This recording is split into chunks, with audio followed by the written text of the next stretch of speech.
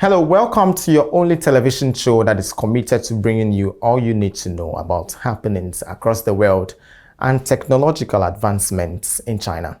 It is China Now. My name is Stanley Kwabla Arku. Now let's kickstart the show with China Current, where Chris, our host, has a lineup of intriguing stories for you, including the state's visit of United States Special Presidential Convoy John Kerry and how the country is consolidating efforts in combating global warming. China Current is a weekly news talk show from China to the world. We cover viral news about China every week and also give you the newest updates on China's cutting-edge technologies. Let's get started.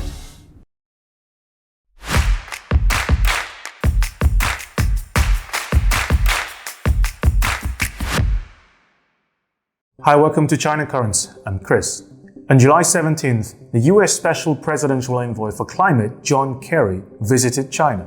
He talked with his Chinese counterpart about emission and carbon neutrality.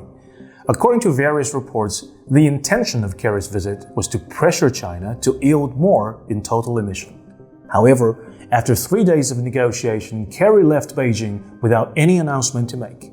Observers thus commented, "Keeping communicating is better than nothing," a similar statement to Blinken's earlier visit. Well, in combating global warming, China has done a lot to reduce its emissions. In 2022, 31.6% of electricity was generated by renewable energy. 76% of the newly constructed power plants were renewable energy-based. 24% of all the vehicles sold in 2023 are BEV, battery electric vehicles, which means that they are fully electric vehicles with rechargeable batteries and no gasoline engine. In terms of reforestation, between 2010 and 2020, China has added an average of 1.94 million hectares of forest per year, with a growth rate of 0.93%, the fastest in the world. However, despite all the efforts, the United States still blame China for global warming, and their argument is quite consistent: total emissions. According to the UN data, in 2019, China was responsible for 27% of global emission, while the United States was 11%. China thus generates the most greenhouse gas in the world. However, there's always doubt about relying on statistics on total emission to make plans. China's long argued that it will be more reasonable to look into annual emissions per capita, and things will look a little bit different. If we add population into consideration, in 2019, each Chinese person was responsible for 10.1 tons of CO2, while each American generated 17.6 tons of CO2. In terms of transportation by land, sea, and air, each American produced 5.5 tons of CO2, while one Chinese generated only 0.7 tons of CO2. You see, when you look at emissions per capita, the average Chinese person emits quite a bit less than the average American.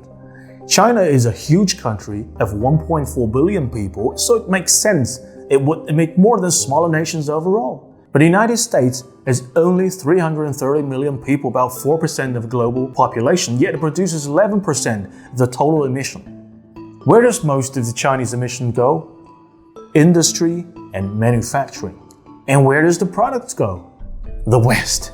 The US has less emission in the industrial sector, but that's only because the highly polluted sector has been relocated to places like China. Despite all that, average Americans still produce more CO2, and that, my friend, is called the American way of living. Big-ass pickup trucks and AC system 24/7. The fact is, the Earth cannot withstand all population to go on the American lifestyle. In other words, the current American lifestyle is based on the fact that most people are deprived of such way of living. It's a privilege, not a right. And John Kerry was not the only American in China this week. You guys remember Henry Kissinger, Richard Nixon's Secretary of State and National Security Advisor? Yeah, our birthday boy just turned 100. A little quiz for you. What's Henry Kissinger best known for? A staunch believer of realpolitik, bombing the hell out of Vietnam, having Monty Python writing a song for him. Yeah, but none of that could compete with his ability to go to China secretly. On July 18th, when the world is still focusing on John Kerry's visits to China, out of nowhere, Kissinger suddenly appeared in Beijing.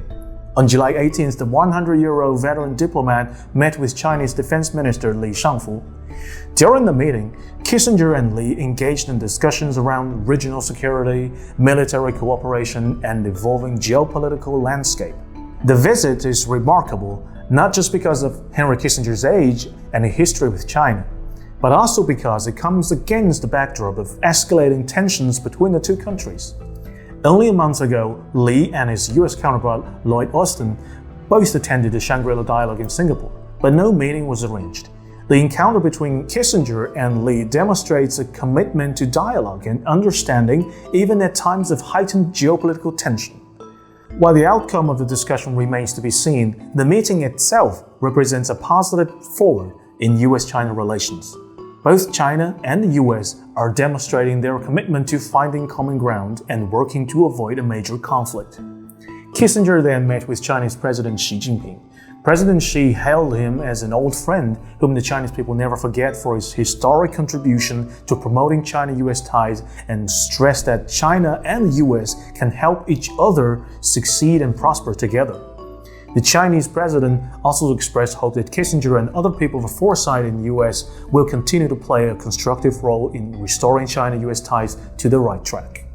Next up, on July 19th, news of a scalper asking for 150,000 yuan, that's $23 for 2 seats for Jay Chou's concert, topped the trending topics on Weibo. Known as one of the most influential Mandarin pop singers in the past 2 decades, Chou is a household name in China. Media reports indicate that tickets for all 4 rounds of his concert sold out within 30 seconds. Without verification requirements, many tickets were purchased by scalpers and listed on jacked up prices on resale platforms. Some tickets with face value of 2,000 yuan, that's $300, were sold for as high as 150,000 yuan.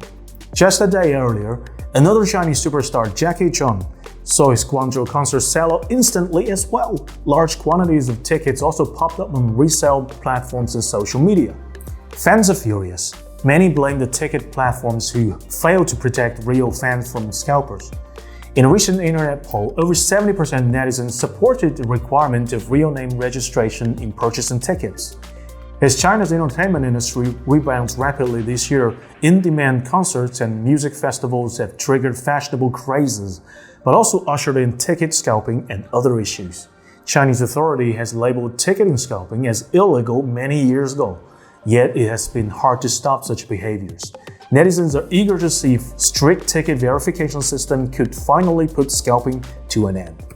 Next up, we have 2 pieces of news regarding China's effort in environmental protection. On July 18th, China released a document called Green Recycled Plastics Chain of Custody, marking a significant milestone for the country's plastic recycling industry. The new document aims to ensure the quality control and environmental sustainability standard for renewable plastic products entering the Chinese market by making the entire supply chain transparent and traceable. With the new document in place, corporate social responsibility, process control, procurement, sales, and outsourcing processes are now under government regulation. This is expected to hold plastic recycling companies accountable for their environmental impact. According to the China National Resources Recycling Association, in 2022, China has recycled 30% of its domestic plastic waste, which is ahead of the world average level. This new standard will help to foster an environmental-friendly economy in China and may serve as a model for other countries in improving their own recycling industry. Around the same time, on July 19th, China successfully connected the world's first 16 megawatt offshore wind turbine to the grid, bringing it into operation in Fujian offshore wind farm. With a swept area larger than 7 soccer fields, this wind turbine achieves the world's largest single unit generating capacity, capable of supplying 36,000 families with more than 66 million kilowatt-hour of clean, emission-free electricity, benefiting the society and saving the environment. According to the National Energy Administration, China is trending well on renewable power generation with steady rise in investment and solid construction. Furthermore, China has already done R&D for an 18 megawatt wind turbine and is on its journey to a 25 megawatt wind turbine with full independent intellectual property rights following the current technical route. Upcoming mighty giants that bring clean energy, Chinese netizens teased. Next up on economy, on July 19th, China's authority issued a set of guidelines on boosting the growth of private economy, aiming at creating fair and barrier-free environment for private business, enhancing policy support for small and medium enterprises, and strengthening legal guarantee for its development. Follow-up policy and regulations are also being researched by the state authorities. The world economy is still facing twists and turns, while the Chinese economy has witnessed good momentum of recovery in the first half of 2023, with the GDP up by 5.5% year-on-year. The publication of data shows China's future spot intention in the economy, and Chinese entrepreneurs highly applaud these changes, stating the new policy focuses on the current problems and has vowed solutions to our concerns. It's a timely rein that will ensure high-quality economy upturn. However, despite economic recovery in general, Chinese real estate prices dwindle in June. According to data released by National Bureau of Statistics, out of 70 large and medium-sized cities, including Beijing and Shanghai, only 31 witnessed month-on-month increase in new home prices. Furthermore, resale prices rose in just 7 cities. Despite the evident downward adjustment in the Chinese real estate market, China's urbanization is transitioning from a focus on population dividends to talent dividends, leading to a strong demand for improved housing conditions among residents. Upholding the principle of housing for living, not for speculation, the government continues to support rigid and improvement-oriented housing demand. Next up, China's self-developed passenger jet C919. On July 16th, China Eastern Airlines welcomed the second unit of China's self-developed C919 passenger aircraft in its fleet. The aircraft, mirroring the cabin layout of the first unit, will soon commence operation on the Shanghai-Chengdu route. Its arrival marks the fulfillment of the second aircraft in China Eastern Airlines' initial order of 5 C919 passenger planes. China Eastern Airlines completed the inaugural commercial flight of the C919 on May 28, 2023. The aircraft flew a round trip between Shanghai Hongqiao and Beijing capital airports. This successful commercial debut signaled a new phase in the evolution of China's domestic aviation industry. A recent forecast report from the Commercial Aircraft Corporation of China predicts that China's aviation market could emerge as the world's largest single aviation market within the next 20 years. Demand in China for aircraft like C919 is projected to average 300 units per year. This demand is poised to contribute over 1 trillion RMB annually to the GDP via the industrial chain cluster. Moreover, it's set to stimulate the development of a series of upstream and downstream industries in China, particularly in the high-tech sectors. Well, that's all for today. Thank you for watching this episode of China Currents. If you have any thoughts and comments about our show, please reach us at the email address below. I'm Chris, looking forward to hearing from you, and see you next time. Now let's do Threshold, where Lisa will bring us up to speed with some technological innovations in China.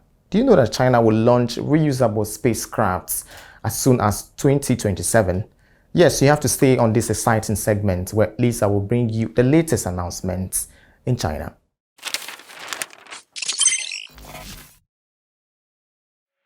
Hi, I'm Lisa, and this is Threshold in China. Today, we are going to share some exciting tech innovations and announcements that happened in China last period.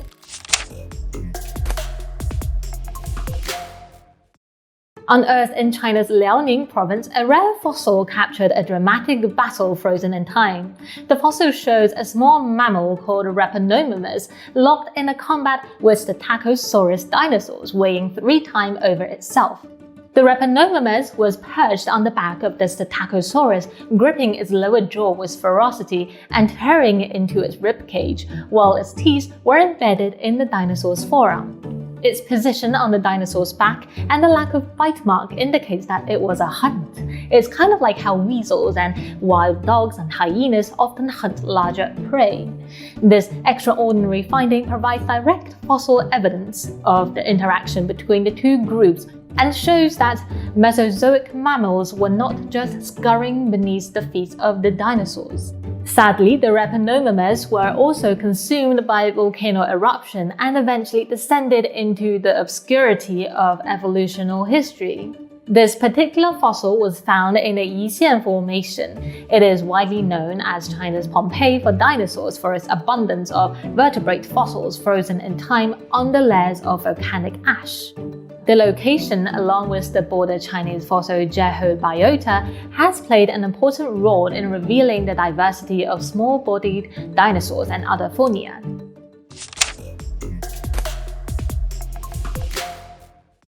China has announced that it plans to launch its first reusable spacecraft as early as 2027, and this new spacecraft will be able to transport 7 astronauts. It is compared in capacity to SpaceX Dragon V2 and Boeing's CST-100 Starliner. The news comes from Yang Liwei, the first Chinese to enter space and the deputy chief engineering designer of China's manned space program. He said the new spacecraft will also play a crucial role in the future construction of China's space station and moon landing mission. The return capsule of the new spacecraft has recently undergone successful testing. A full-size prototype has already successfully completed a 67-hour test flight in 2020, carried by a Long March 5 rocket. One of the key features of this spacecraft is its use of innovative materials and structures that can withstand temperatures as high as 3,000 degrees Fahrenheit during re-entry. The weight of the heat-resistant structure has also been reduced by more than 30%, which significantly lowered the launch cost. The spacecraft is designed to be reused, with the return capsule ready for the next mission once it is examined and its coating replaced. Theoretically, key parts of the spacecraft can be reused up to 10 times. The new spacecraft will be used in China's crewed moon landing program, working alongside a separate landing spaceship, amongst other technologies such as specialized lunar spacesuit and manned rovers, to achieve the goal of landing on the moon by 2030. The China Manned Space Engineering Office has announced a competition to name the project, as well as a name for the new lunar landing spaceship. Also, the office has called on universities, research institutions, and tech companies to submit scientific payloads to be taken to the moon.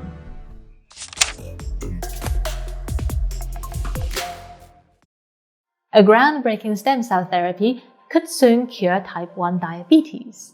Researchers in China have successfully used cells derived from stem cells to produce insulin for the first time in a human patient. After over a decade of living with type 1 diabetes, the patient in this trial has seen remarkable results. Just 10 days after the transplant of stem cell-derived pancreatic cells, the insulin requirements were cut in half. The cells were functioning well and the patient's blood sugar was stable. The research is led by Professor Deng Honghui and his team at Peking University. They researched on reprogramming mature cells into stem cells and directing their development into insulin-producing pancreatic cells. The final challenge is finding the best way to transplant the cells into the patient's body.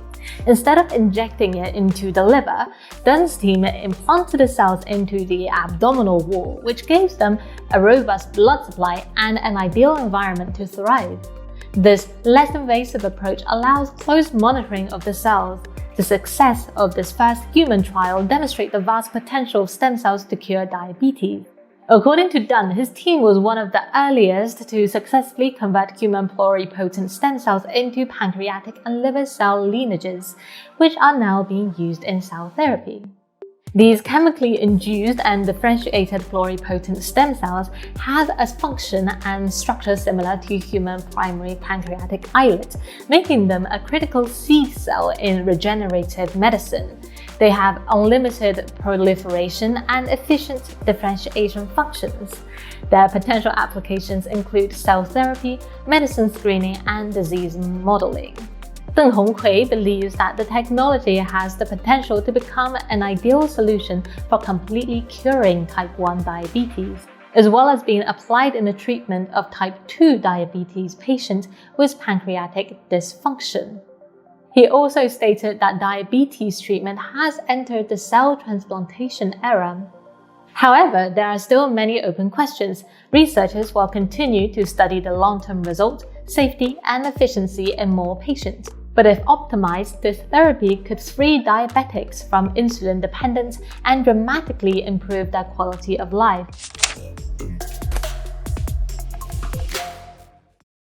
Recently, China launched a counterattack by imposing export controls on important semiconductor materials such as gallium and germanium. On 12th of July, Chinese manufacturer Huagong Tech Company announced the production of the country's first high-end wafer laser cutting equipment using only domestic manufactured core components. Wafers, the foundation of semiconductors, plays a vital role in producing these chips, and their precision is crucial for optimal performance. Huagong's innovative upgrading of wafer cutting technology has successfully eliminated the heat-affected zone, shrinking chipping size to within 5 micrometers and limited the cutting line width to 10 micrometers.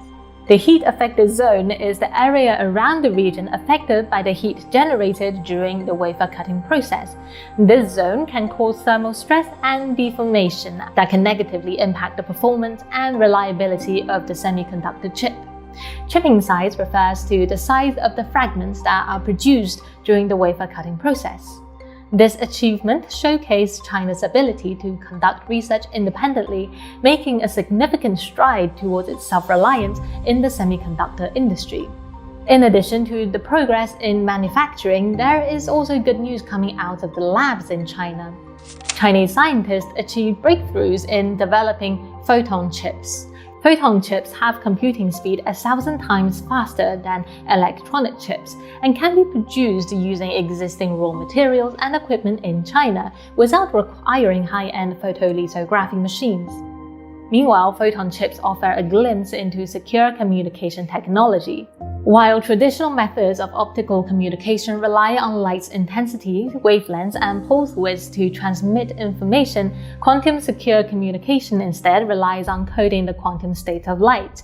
This makes it impossible for eavesdropping or copying without alerting or destroying the particles, thereby alerting the user. The team from Xiamen University took a new approach and improved the stability and spin control of circularly polarized photon source, resulting in the development of a faster and more secure quantum light source chip, which allowed for greater stability and control of the chip's performance.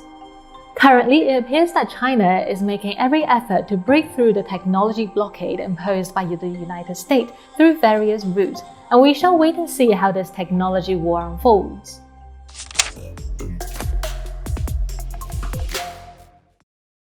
We are surrounded by all kinds of electronic gadgets all the time: smartphones, laptops, smartwatches, just to name a few. But have you ever wondered what these devices could do to your brain? Wireless devices emit radio waves, which are a type of electromagnetic radiation. EMR is a form of energy that travels through space and can affect living things. For example, sunlight is a type of EMR that can warm your skin and give you vitamin D, but too much of it can cause sunburn and skin cancer. Perhaps you have suspected the EMR emitted from those gadgets is harmful, but don't know exactly how and why. Now, there's evidence. Scientists have been studying how radio waves affect different types of cells in the brain, which is the most complex and sensitive organ in the body. The brain is made up of billions of cells that communicate with each other through electrical signals. Some of these cells are called oligodendrochlia, which are responsible for making myelin, a fatty substance that wraps around the nerve fibers and help them transmit signals faster and more efficient. A team of researchers from China's Westlake University has discovered that radio waves can alter the way oligodendrochlia work by manipulating the activity of a protein called CEBP-beta. This protein, known as a transcription factor, has the power to switch certain genes on and off in the cell. These researchers found that radio waves can activate or deactivate certain genes in oligodendrochlia and are related to myelation, inflammation, and cell cycle regulation. This means radio waves exposure may impact nervous system function, inflammation, and the health of nerve cells. More research is needed to fully characterize the health risk and safety level of radio wave exposure. But for now, parents have more reasons to tell their kids, stop playing on your phone or it will damage your brain. And that is all for today's Threshold. We hope you like this news section on science and technology in China. As usual, we welcome your feedback and thoughts. Now, in 2019, the GSMA projected China as the world's largest IoT market, with over 960 devices connected via cellular networks. Now, let's take a look at one of the world's leading IoT platforms builders in Shenzhen, where Ban Liu, founder of Shenzhen Das Intellitech, will bring us up to speed on how the company has progressed in providing smart space services across China and the world. From lighting to heating, almost everything can be controlled by a smartphone. These smart spaces are made possible by the Internet of Things. The global IoT market is projected to grow from $478 billion in 2022 to $2,460 billion by 2029. This rapid growth is also seen in smart space market. According to GSMA, in 2019, China is the world's largest IoT market, with some 960 million devices connected via cellular networks, accounting for 64% of global cellular connections. Today, let's take a closer look at one of the leading IoT platform builders in China to see how they are transforming businesses in different industries, which will fundamentally change the way we live and work. And behind their stories are insights on how Shenzhen, once a fishing village, turned into a global economic powerhouse in just 40 years. This is Speed Dates China.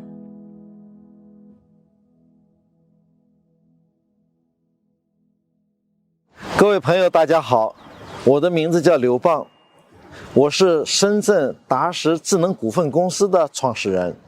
今年我已经60岁了。创办的这间公司，长期我们聚焦专注于智慧空间的服务商。我们公司10年前在深圳上市，现在的市值呢在75个亿人民币。我就是深圳本土的创业的企业家，我就生活在中国深圳。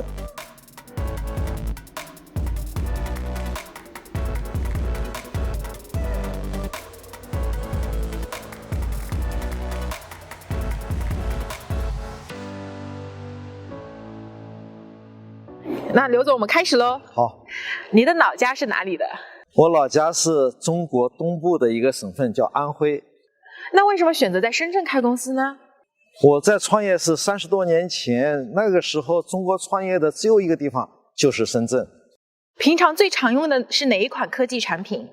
是中国华为的折叠屏手机。现在我已经不用电脑了，用这个大屏手机来去办公和生活。每天让您从床上爬起来最大的动力是什么？今天是因为你们。谢谢。你每天怎么去上班？我每天自己驾车到公司。那通勤堵车的时候你在干嘛？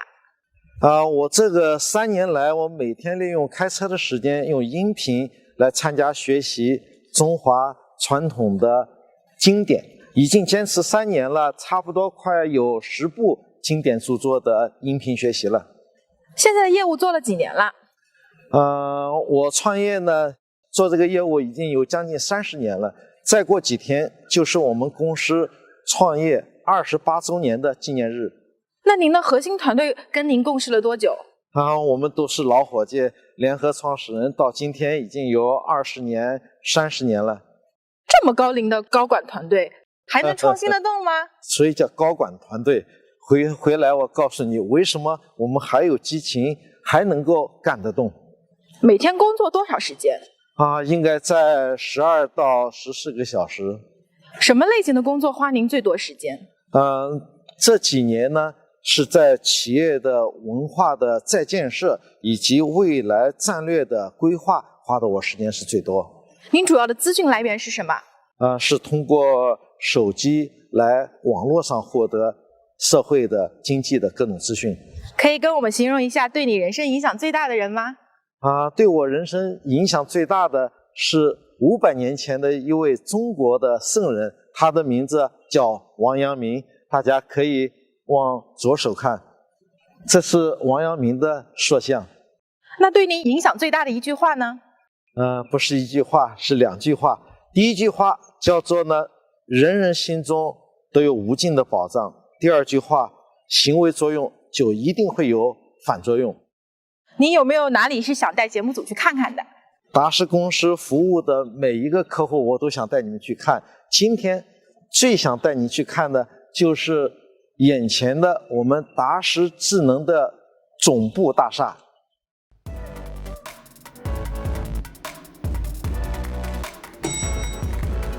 下面请大家到我的办公室来看一看。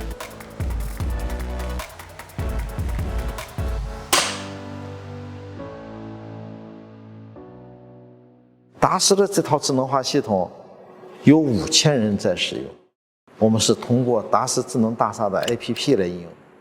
在这个 APP 当中，我们有各种的应用模式，可以查看更多，有一卡通，有各种的访客维护，我们还可以看一下大厦的运行的情况和数据。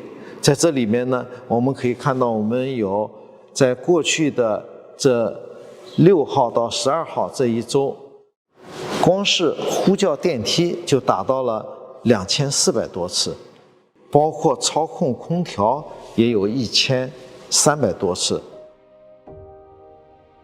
达时智能是服务智慧空间的，智慧空间呢包括很多，我们服务的最小的智慧空间呢是100平米不到的一间手术室。那么再大一些呢，像达时大厦10万平米一个写字楼，那再大一些呢，可能是30万平米的一家医院。像中国最大的20大医院，我们服务了有18家；100强医院，我们服务了有近80家。再大一些呢，可能是50万平米的一个智慧工厂；再大一些呢，是我们服务的地铁建筑，它可能是在100万平米以上。我们为医院服务呢，分多个层面，包括医院最核心的它的手术室，要满足它温度、湿度，要满足里边的压力，还要满足里边的净化的洁净度，也为未来可能出现的医患纠纷提供一个黑匣子，记录所有手术过程当中的各种手术过程的麻醉，手术过程当中的心电各种信息，为未来可能的医疗分析做数据的储备。大家知道，过去的2年，全世界都遭受了新冠疫情的这么一个危害。我们还参加了在深圳的一个应急医院建设，它有1000个床位的大型的应急医院，我们为它提供了智能化和净化的服务，包括2间30万级的负压隔离净化手术室。22天建成的这间医院到今天还在满负荷的运行，在其中的一间负压手术室里，还成功的实现了一个新冠病人他的心脏移植手术。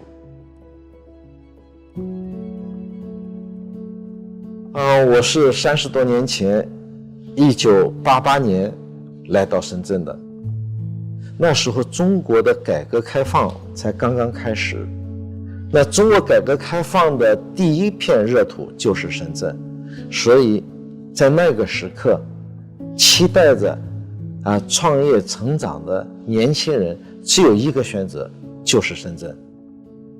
当年的我呢是一贫如洗，硕士毕业来到深圳。那么深圳那个时候呢是中国的经济特区，它的所有的物资是可以从香港免税进入到深圳的，所以在那个时候的深圳，街上跑的全是进口的汽车，大家用的喝的全都是国际的品牌。那对于一个穷学生来讲，这种反差是巨大的。也正是这种巨大的反差，促使了我在穷则思变的那一刻选择了创业发展。我在读大学的时候我和几位同学在校园里就曾经创办过一间公司，当时这个公司的名字呢就叫达实公司。当年的深圳呢是没有工业，没有房地产，没有金融。当年深圳呢在改革开放之初，国家给予了深圳非常多的支持，最大的支持就是全国所有的机电设备，特别是计算机设备，只能从深圳这个口岸来进口。深圳靠近香港，因此当年的深圳主要的支柱产业就是进口出口的贸易。我们当时创业之初，那也就选择了深圳这么一个特殊的有利的政策，我们做国外的控制设备的代理进口商，我们做日本三菱公司工业控制器的代理商，把设备从香港进口到深圳，然后呢再发向全国各地。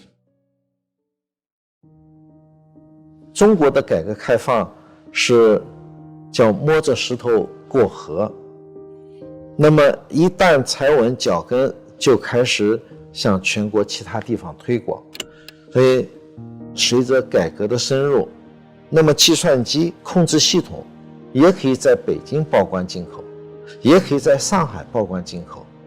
深圳呢这个代理进口的口岸的优势就不存在了。我们在这一刻就把我们读硕士研究生所学的知识把它拿进来，然后在进口的设备上，我们开始为客户编写应用程序，提供系统集成服务。这使得公司开始从靠政策成长，开始进入到了靠创新成长的这么一个历史性的改变。像中国的很多的著名的企业，中兴啊、华为啊，都是走了这么一条道路。那再往下进入到呢，就开始我们不仅去做系统集成，去用它，而且呢，我们开始仿造，开始做自主产品的创新。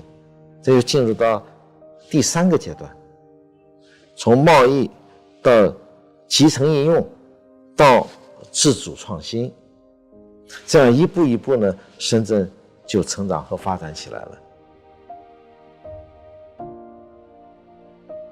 中国政府在产业的引领和产业的升级方面是做了大量的工作的。比方说，整个深圳在代理进口的这个政策优势不存在的时候呢，政府积极引导我们自主创新。当年深圳市政府就在给我们设立了一个叫深圳市自动化工程技术研究发展中心，设立在达实公司，给我们资助300万。那么这一个荣誉和这一个资助，政府是有要求的，要求我们要做自主创新。那么大家也从眼前的代理销售的这么一个传统的有惯性的业务当中受这300万的这个拉动和牵引，那我们就开始要做创新，要做自己业态的提升。所以中国政府在对这个企业的成长、经济的发展，在关键点当中都做出了重大的贡献。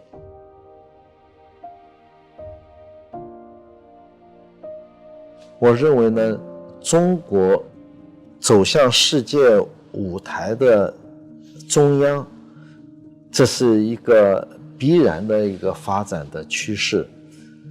东方和西方的这个哲学思维是有所不同的，在企业管理当中，自然就呈现出应用的这些不同。比方说，按照西方的管理哲学，要做企业发展的战略，首先要向外去做市场洞察，看看经济发展的大势，看看行业竞争的格局，再去看一下新技术出现的这个目前的可以借助的新技术的创新，最后才是看看自己有什么优势，可以把握这些发展的机遇。这是西方的一套战略定位的战略规划的逻辑。东方的管理哲学是什么呢？是首先你向内求，向内看，先看自己，看看自己心中是否纯净，去除掉作为这个产品和解决方案供应商的企图，把自己支撑到一个纯粹的状态，看清自己，你就能看懂用户，你就能看懂用户真正的潜在的无声的他说不出来的客户需求。如果能看清行业的客户呢，你就能够找到你企业发展的战略定位和战略规划。你看东方和西方在思维方式上截然相反。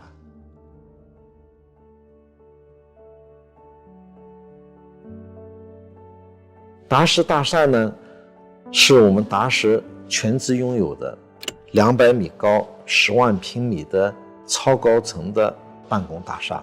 它不仅是我们的总部所在，更是我们的一个巨大的实验室。曾经这个大厦落起的时候，有位朋友问我说，你讲你这个大厦是中国最智慧的大厦，你怎么能保证未来几年新的技术、新的大厦不能取代你呢？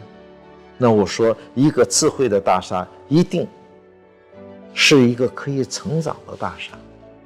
那我们就在这个大厦里不断的迭代升级我们的物联网技术、产品和解决方案。一项呢是我们智能物联网平台技术的打造和升级。我们在空间场景的应用领域，不仅是编入程序，更是要植入 AI 的算法。第二个，我们还要把它打造一个更低碳。我们还在这个建筑的长期的机电设备运营的能耗上去做不断的研发和创新。那么最后我们还有第3个目标，就是我们还要营造一个温暖光明的环境。在这些领域当中，无论是更智慧、更低碳、更温暖，都是我们永无止境的追求。